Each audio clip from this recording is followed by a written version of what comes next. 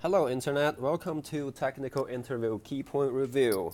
Today we're going to be looking at stack and queue. Stack and queue, to the bottom, they're not too much to talk about them. They're pretty straightforward and it's just a special note for some Java users, but it's not important.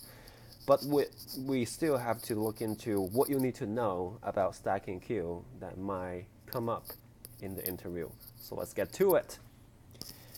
Stack is a data structure. Of course, stack is a data structure that is last in, first out. What does that mean? Just imagine a pile of stuff that the last thing you put in there is the first thing you're going to retrieve. A real life example is a stack. It's a stack of plates. So you have a stack of plates, which they're so swirl that they're awesome. This stack of plates, you gotta put a new one. You're gonna put the new one on the top. And when you retrieve it, if you're a normal person, you're gonna take out the one on the top, which is the one you just put in. So that's a last in, first out. And for queue is a first in, first out. Again, imagine a pile of stuff. The first thing you put in, you can put in a lot of other things, and the first thing you put in is the first thing it's going to get out. So imagine a line, like in grocery, in restaurant, in anywhere. If there's a line of customer, it's always a queue. And that queue is essentially the real life representation of a queue in our coding world. And how that works is you put someone at the first place of the queue, and some other people may come in,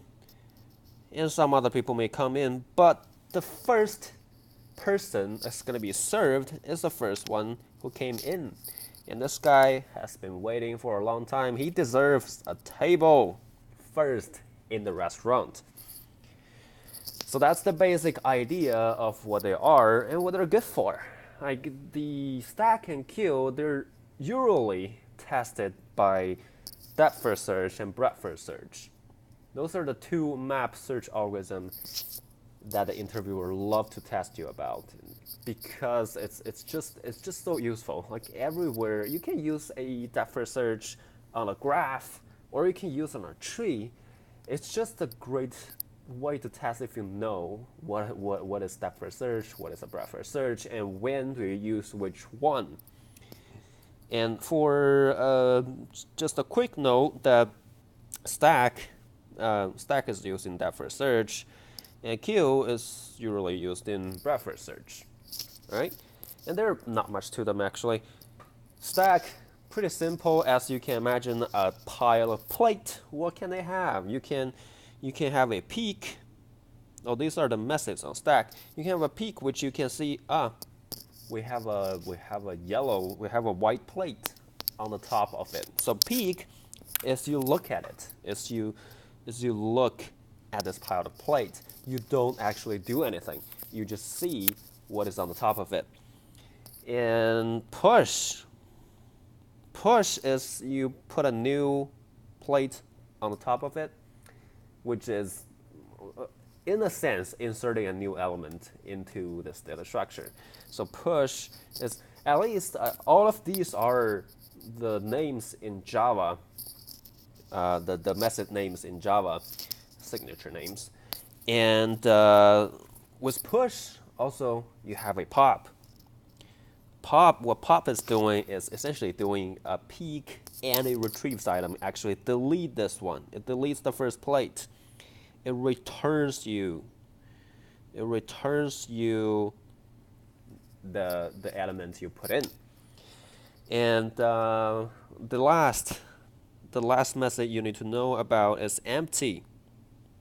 It's empty, which will return a Boolean that tells you if the stack is empty. If there's any element in there, the stack is not empty, it's going to return false. So that's essentially the API for stack in most cases. And for queue,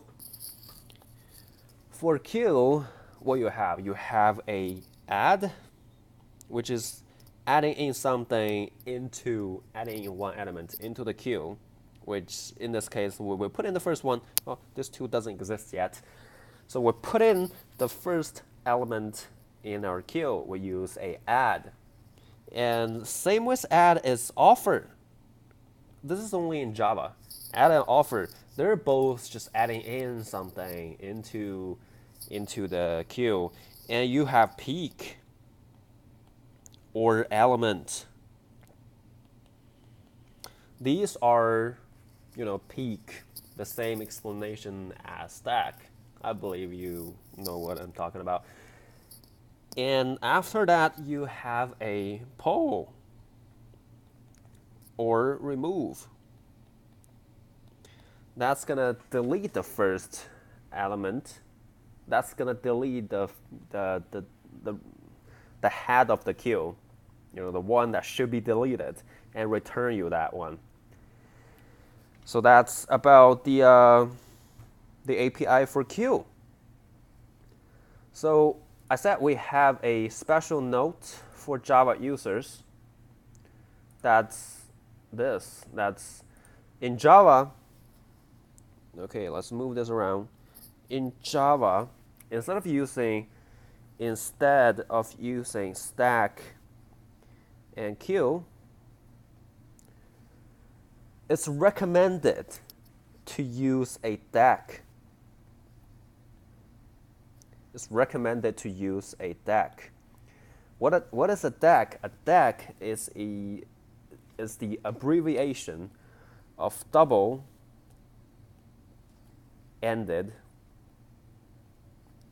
queue. A double-ended queue, and you can use a DAC as a stack or as a queue, however you want to use it. So how does that work? And why do you want to use a DAC instead of stack and queue? The reason being, well, according to Java's documentation, it says DAC is more complete and more consistent. And according to a lot of people's comment on the internet, DAC is faster in a lot of cases. In most of the cases, DAC is faster. And that's because stack and queue, they inherited from vector. And that's also the reason in Java, when you are using a stack, you have search in a stack in a stack data structure, which is kind of weird because it's a stack. Like if you want to search something, use a list, right? So that's kind of weird, but this explains that. Stack and queue, they're inherited from vector in Java. So they have implemented a better data structure all around that stack, and it's recommended to use it. So how does stack work? How do you use it? As the name suggests, stack is a double-ended queue. It's a double-ended queue. So you can do things to the head or to the tail of this queue. So imagine if you put in something in this end and take out something at this end, and you can also peek this end, that's gonna give you a stack. That's gonna give you a stack. If you put in stuff this end and take it out this end, and you peek this end, and you also remove, I already said that, you're going to remove this end, that's going to give you a standard queue. So DAC in Java, it can accomplish both. Just bear in mind, these are not important. Like if you don't know about DAC, it's okay in your interview.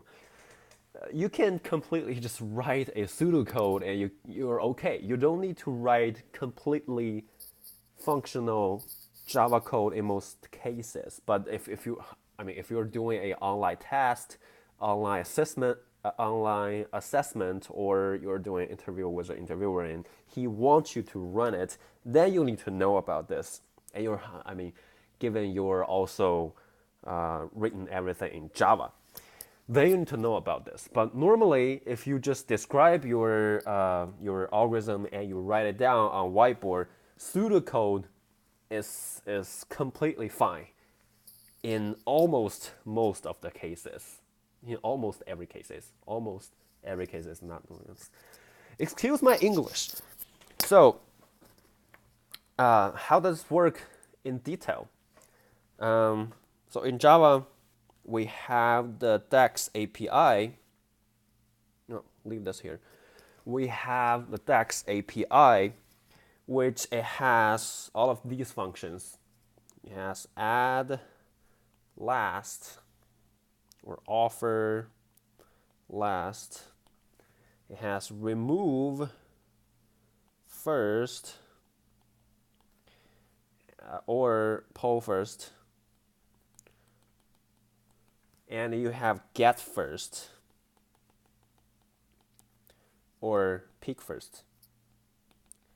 These are the main methods in DEC, and you can use them as you wish, and you can get all of this to work as a queue. You see, if you add to the last of it and you remove at the first of the queue, and you can also get or peek at the first of the queue, you get a queue, right? Straightforward. But people are asking, why do we have add last and offer last? Why do we have two names for each of the function? What's the difference of them? There is no difference. My mind was blown the first time I saw this too. Actually, not blown, not that dramatic, but it's the reason why they have two names for the same thing, the equivalent same exact thing, is because the queue data structure in Java has add and offer, has remove and poll, has get and peek at the same time. So they want to keep it consistent. So they implemented two sets of those functions. It has similar names.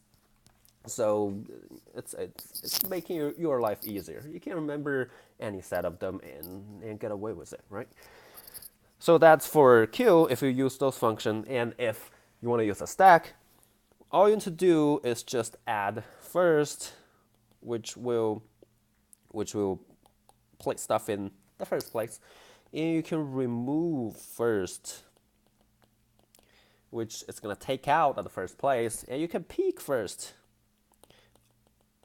All this three gonna give you a stack. Pretty straightforward. Yeah, you're just messing around with the first element in this queue, and it's a stack. So DAC is definitely a good data structure in Java, and if you know about this, it's great. Like, if you can explain these to the interview, if you have time, I mean, given, and that's great. But if you don't, it's okay. Remember, you can get away with just writing down pseudocode all the time. Like in real life, nobody can write code without searching the internet. Nobody can remember all of the APIs, all of the method names, all of everything in a programming language. It's just, I wouldn't say impossible. It's just, why the hell do you want to do that when you have internet, right? So you don't need to memorize everything, but if you know this, it's great. If you don't, relax. You're okay. Get on with your life. All right, that's a quick note for all the Java user, and I believe I covered everything for stack and queue, and we're gonna have a detailed video for what is depth first search and what is breadth first search and how they work in the future. And if you want to know that, please subscribe.